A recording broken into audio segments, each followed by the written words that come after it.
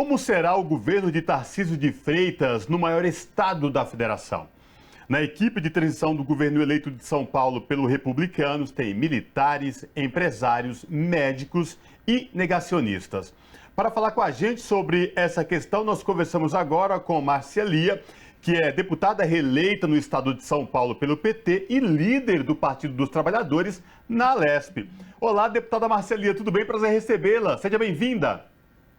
Muito prazer, Cosmo, muito prazer, Ana Rosa, é um prazer enorme estar aqui com vocês. Olha, eu gostaria que a gente pudesse compreender melhor a situação que a gente vive no país, porque a situação que a gente vive no Brasil hoje é uma situação deveras complicada.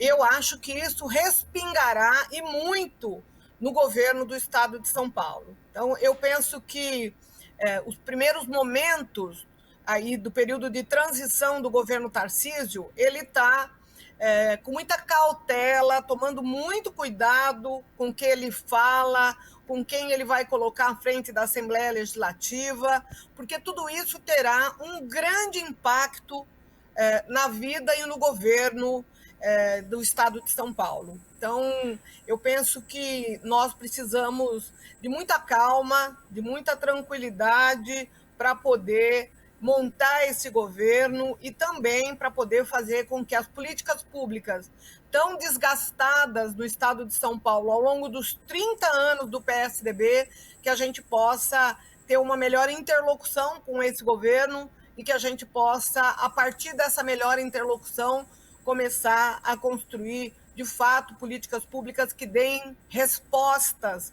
ao povo paulista.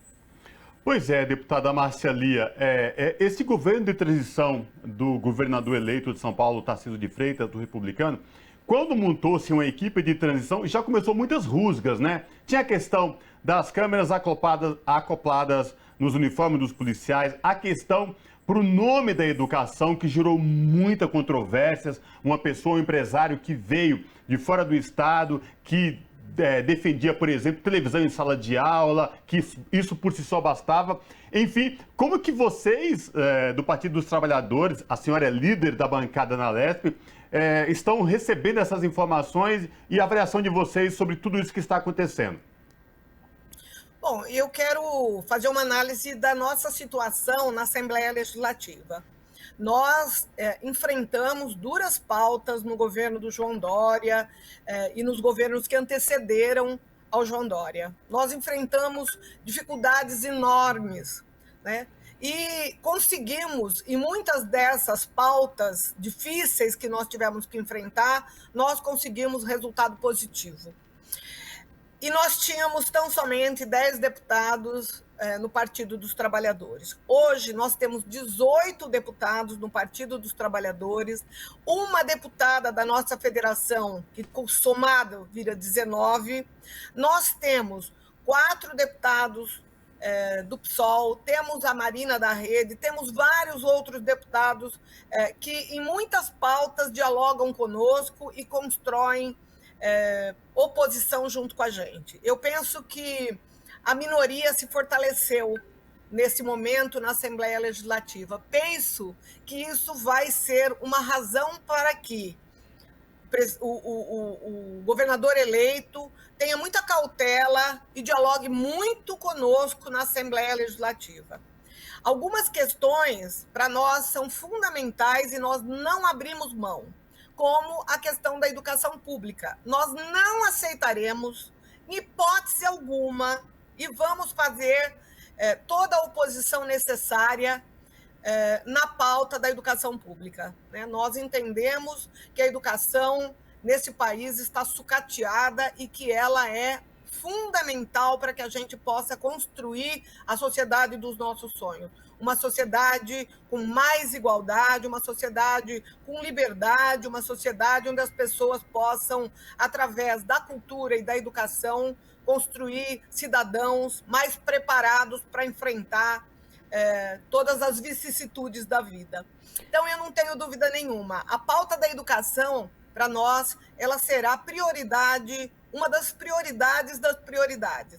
Então, se o secretário de Educação estiver disposto a construir uma melhoria na educação conosco, nós poderemos sentar, nós poderemos dialogar.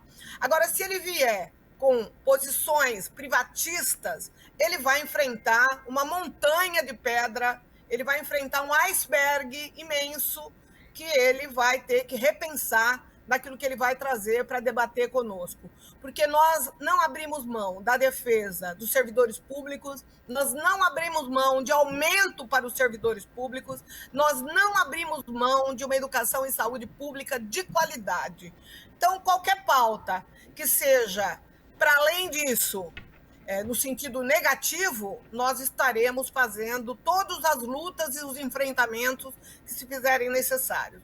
Eu penso que o governador tem essa consciência, né? Então, se ele tem essa consciência, ele vai procurar a oposição para que a gente possa melhorar os projetos e não piorá-los. Então, eu acho que vai ser um governo de muito diálogo. Penso que a gente vai conseguir fazer um trabalho com a oposição bastante forte, né?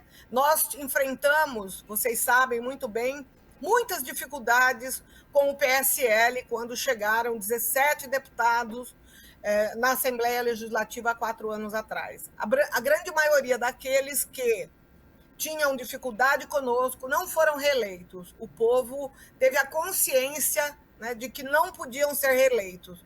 E gente nova está chegando. Então, a gente está com uma expectativa muito boa em relação à possibilidade de diálogo. As pautas que forem boas para o governo do Estado de São Paulo, do ponto de vista da construção das políticas públicas, na educação, na segurança pública, na saúde, na questão agrária, na questão de serviço público, nós estaremos dispostos a conversar, né?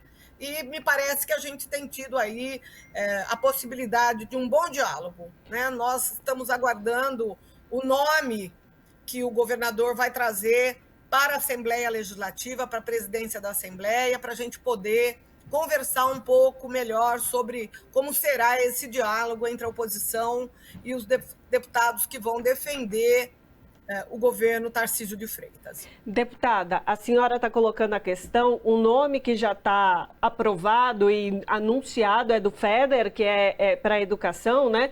Para a pasta da educação, e essa polêmica que a senhora já bem colocou, que ele é uma pessoa que coloca uma linha privatista para a educação, né?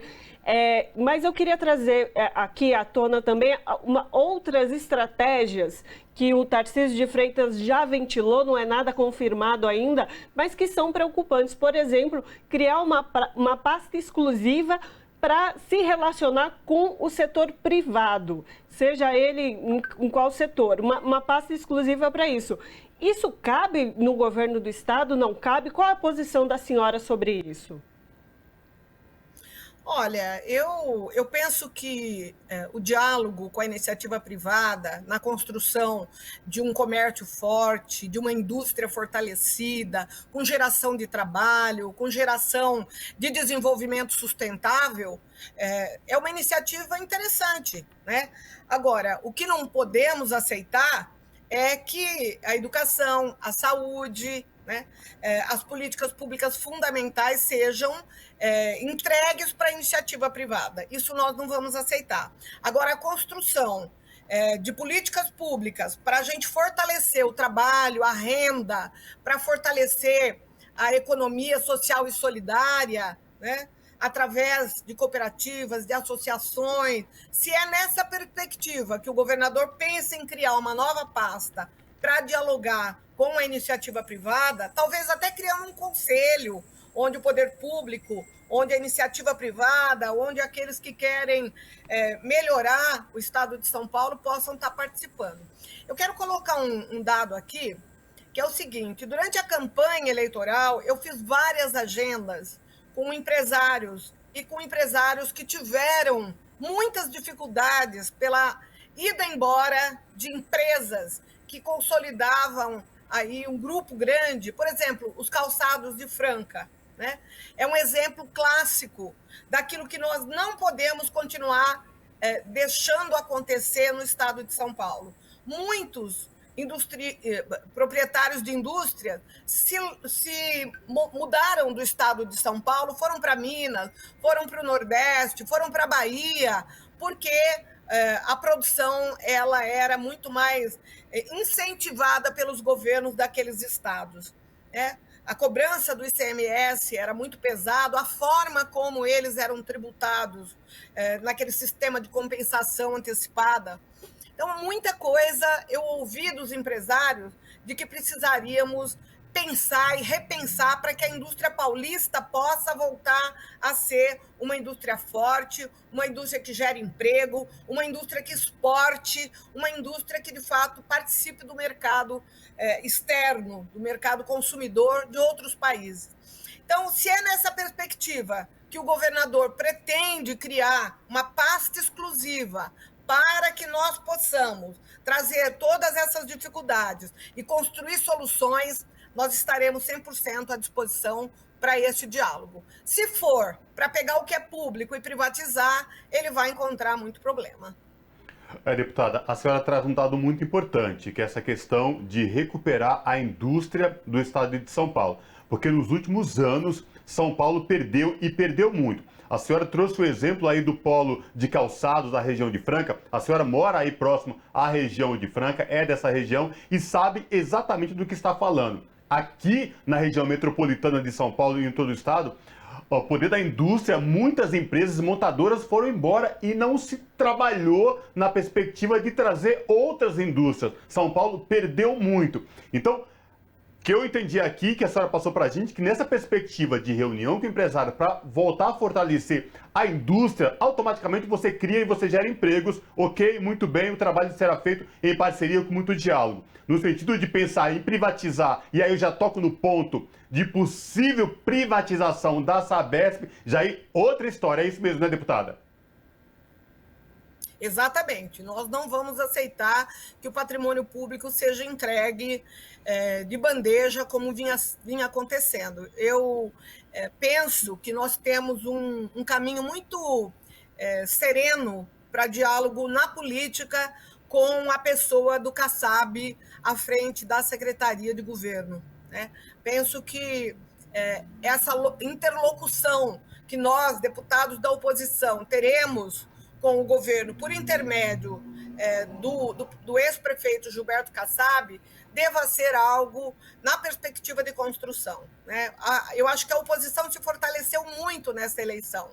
Então, não vai ser tão fácil para o governo compor maioria quando a pauta for contra os servidores públicos, quando for contra o patrimônio público, contra aquilo que nós acreditamos que deva ser benefícios para o paulista, para o paulistano, para todos aqueles que querem um São Paulo melhor, que querem um São Paulo produzindo, gerando emprego, tirando o nosso povo da fome, com políticas públicas para habitação. Nós não temos um programa de habitação no estado de São Paulo, é uma vergonha.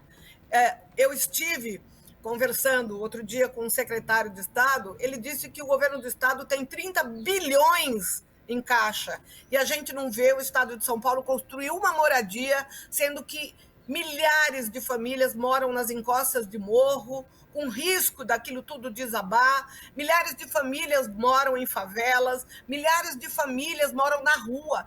A cidade de São Paulo está o caos. Eu passei na praça, numa das praças centrais ali de São Paulo, na Praça da Sé, e vi a situação de milhares e milhares de pessoas, crianças, idosos, pessoas em cadeira de roda, morando na rua. É inadmissível, num estado que tem 30 bilhões em caixa, a gente ter tantas pessoas morando na rua e passando fome. É disso que se trata o que nós vamos dialogar com esse governo. Ele terá que ter políticas públicas efetivas para a moradia, provavelmente em parceria com o governo federal, né? O governo Lula será um governo parceiro do governo do estado de São Paulo, e para isso eu penso que o futuro governador, ele já está sinalizando, né? O fato dele ter tido conversas com ministros do Supremo Tribunal Federal já demonstra que ele tem interesse em fazer um governo de paz, um governo de construção. Então, se ele for nessa linha, ele vai ter parceiros. Se ele for numa linha contrária, ele vai ter dificuldades. Agora, deputada, a senhora tocou num ponto muito sensível do povo brasileiro atualmente, que é a questão da fome, que é a questão de falta de acesso a direito à moradia, porque isso é um direito, está na Constituição.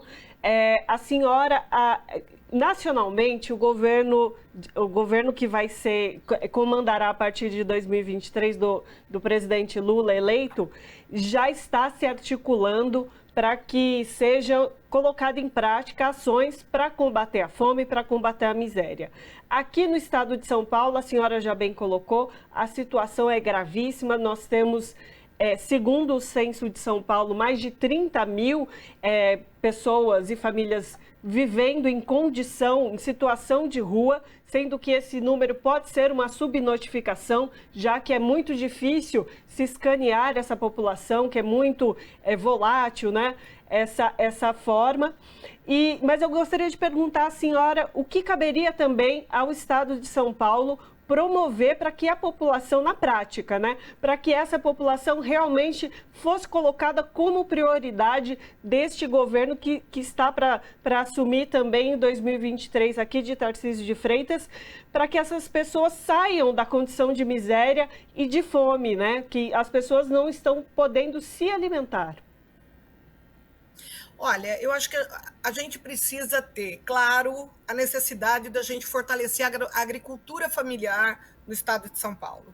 Eu tenho claro que a parceria da Conab, né, com o estado de São Paulo, com o governo federal, é fundamental para que a gente possa reativar programas tão importantes como foi o programa de aquisição de alimentos, que tirou milhares e milhares e milhares de pessoas da fome. Então, nós precisamos de volta de programas que, de fato, deem conta de que a merenda escolar seja comprada dos pequenos agricultores. Então, fortalecer a agricultura, fortalecer os órgãos que distribuem esses alimentos, fortalecer uma Secretaria de Assistência Social para que ela tenha programas que atendam a essa população na ponta, é fundamental. O programa de aquisição de alimentos foi um grande parceiro do governo federal, do governo Lula, para que nós retirássemos o Brasil do mapa da fome. Infelizmente, né, quando o Michel Temer assumiu, ele acabou com o programa e o Bolsonaro derriçou, acabou definitivamente. Só tem um nome lá, porque não tem orçamento. Se não tem orçamento, não tem como a gente viabilizar a produção e a venda e a logística de entrega desses alimentos. Então, eu penso que o governo Lula tem claro a necessidade da volta do Ministério do Desenvolvimento Agrário, que me parece que agora vem como Ministério da Agricultura Familiar e da Alimentação Saudável. Isso é fundamental, né? E já tem aí uma sinalização positiva nesse sentido. Fortalecer o INCRA. E o Estado de São Paulo fortaleceu o ITESP. O ITESP é um órgão fundamental para que a gente possa planejar a produção de alimentos, para que a gente possa regularizar terras, para que a gente possa, de fato, dar assistência técnica, em parcerias com o INCRA, inclusive, né? Tudo isso é muito importante. E eu acho que se o governo do Estado tiver a compreensão, colocar um secretário da Agricultura que, de fato, tenha não só compromisso com o agronegócio, mas que também tenha a compreensão da importância da agricultura familiar, porque hoje a agricultura familiar produz 75% dos alimentos que estão consumidos pelo povo brasileiro. Então, não podemos abrir mão da agricultura familiar. Precisamos ter recursos, subsídios, precisamos ter programas no Acelera São Paulo, precisamos ter programa no Banco do Povo, que, aliás, é outra coisa que a gente precisa fortalecer, mas eu não abro mão do fortalecimento do ITESP como uma política pública séria e fundamental na construção desse caminho para que a gente possa melhorar aí o consumo de alimentos e alimentos saudáveis para a população paulista. Então, se o governador entender que o ITESP e que parcerias com a Conab, que parcerias com o CEAGESP, que a parceria com seriedade para que essas políticas públicas possam ser efetivas, eu não tenho dúvida que, tendo habitação de qualidade, tendo alimentos, o restante vai ser gerado automaticamente. É aquilo que o presidente Lula fala, né? Se você entender algumas políticas públicas como sendo investimento e não gasto, você faz com que a economia seja aquecida, com que as pessoas tenham emprego, e é isso que as pessoas querem, emprego para ter dignidade, para poder comprar o seu alimento, para poder colocar a sua criança na escola e poder pagar material escolar das suas crianças, para poder ter uma saúde pública que dê conta daquele momento em que a família está com dificuldades na questão da saúde. Então, eu penso que se o governador Tarcísio tiver a compreensão de que o governo federal pode contribuir muito com o estado de São Paulo, acho que a gente vai poder fazer um belíssimo governo no estado de São Paulo. A eleição passou, né? A gente quer melhorar o estado de São Paulo, mas nós temos aí as nossas crenças, as nossas ideologias. Então, nós queremos ajudar na construção, temos disposição para isso, porém, tem pautas que não são, como diria alguém no passado, são imexíveis. Deputada Marcelia, a bancada do Partido dos Trabalhadores na Alesp, ela deu um salto significativo, quase de 100%, praticamente dobrou essa bancada, saiu de 10 para 18. Os novos parlamentares do PT na Alesp já foram recebidos por vocês. A senhora é a atual líder do PT na Alesp. Como que foi essa recepção? A gente sabe que só assumem a partir do ano que vem, mas como que foi? Já foi feita uma recepção? Já conversaram com os novos eleitos? Qual a expectativa, deputada? Olha, nós já marcamos 2 reuniões onde nós convidamos os deputados eleitos, né? Alguns puderam ir, outros já tinham compromissos, outros ainda continuam sendo vereadores, enfim, têm os seus compromissos de agenda nas suas cidades ou na sua Câmara Municipal, mas eu penso que vai ser uma bancada muito qualificada, são pessoas preparadas, são pessoas que já têm experiência, alguns já foram deputados várias vezes, outros já têm uma história de construção em governos nossos do PT. Então, eu penso que a nossa bancada vai ser muito mais qualificada pela quantidade de pessoas que vêm e pessoas com experiência. Então, assim, nós estamos numa expectativa muito boa, né? A gente só vai, de fato, assumir esse terceiro mandato no dia 15 de março de 2023, porque a nossa posse ela é em 23. Dia 19 de dezembro será a nossa diplomação, mas só em março é que nós efetivamente assumiremos o terceiro mandato. Eu, por exemplo, os outros vão assumir um primeiro, segundo, enfim, cada um dentro da sua construção. E a gente está com muita expectativa de que a nossa federação, que somos 19, porque a Alessi Brandão, do PCdoB, é da nossa federação, então, na verdade, nós trabalharemos com 19 deputados. A Alessi já foi, inclusive, convidada para começar a participar das reuniões da bancada deste final de mandato aqui, né? Temos várias discussões ainda que se farão nesse ano, como, por exemplo, o orçamento, as contas do governador, várias coisas importantes, e a Alessi tem sido convidada para participar conosco, assim como os novos deputados. É isso, então, a gente aproveita e parabeniza a senhora, desejo um bom mandato para a senhora e para a sua equipe.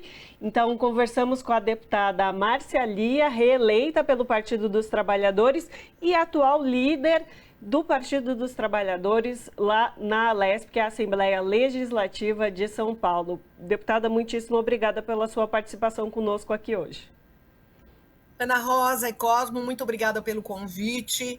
Eu estou falando por uma TV de trabalhadores e nós temos uma bancada de um partido de trabalhadores que estão à disposição dos trabalhadores para a gente pensar políticas públicas, para a gente pensar projetos de lei, para a gente pensar possibilidades para melhorar a vida dos nossos trabalhadores, quer sejam servidores públicos, quer sejam trabalhadores da iniciativa privada. Então, a bancada do Partido dos Trabalhadores, que hoje eu coordeno, está à disposição para a construção de possibilidades. Então, fiquem à vontade, sintam-se à vontade, procurem por nós, se precisarem da bancada do PT, que nós estaremos à disposição de vocês. Então, obrigada, Ana Rosa, obrigada, Cosmo, um grande abraço e eu espero que em breve a gente possa voltar novamente a conversar. Valeu!